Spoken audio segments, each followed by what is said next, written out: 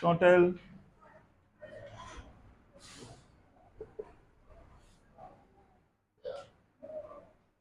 des opposés?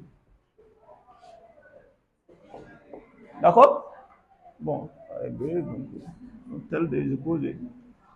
Maintenant, si on vous demande, si on vous dit pose une question, A et B sont-elles des opposés? Si vous entendez cette question-là, vous allez faire la somme, d'accord? Vous regardez la somme, est-ce que c'est 0? Opposé, si vous entendez le mot, directement faites la somme, d'accord? On va essayer de voir A plus B, d'accord? On va faire A plus B. D'accord? On prend l'expression de A, ce qui est égal à combien?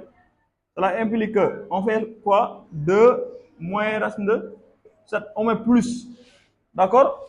On prend l'expression de B, qui est égal à moins 2 plus racine de 7.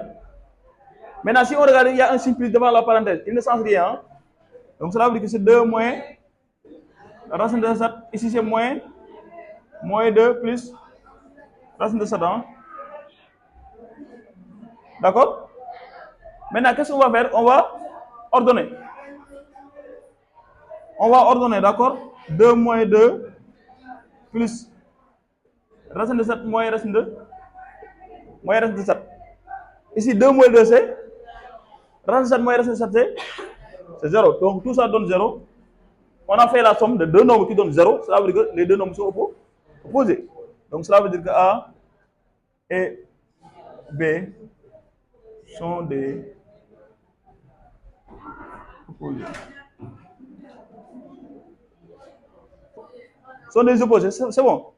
Voilà, donc si on vous demande est-ce que ça c'est des opposés ou pas, il faut faire la somme et essayer de voir est-ce que c'est 0. Si c'est 0, sont des opposés. Si ce n'est pas 0, ne sont pas des opposés. Mais si on demande de montrer que A et B sont des opposés, tu dois faire la somme. Et si tu fais la somme, tu dois avoir 0.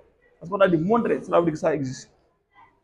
Mais si on demande donc A et B sont-elles des opposés, tu peux même quand même faire la somme. Si ce n'est pas 0, tu dis que ce n'est pas des opposés. Parce qu'on dit sont tels. C'est une intégration partielle. Hein.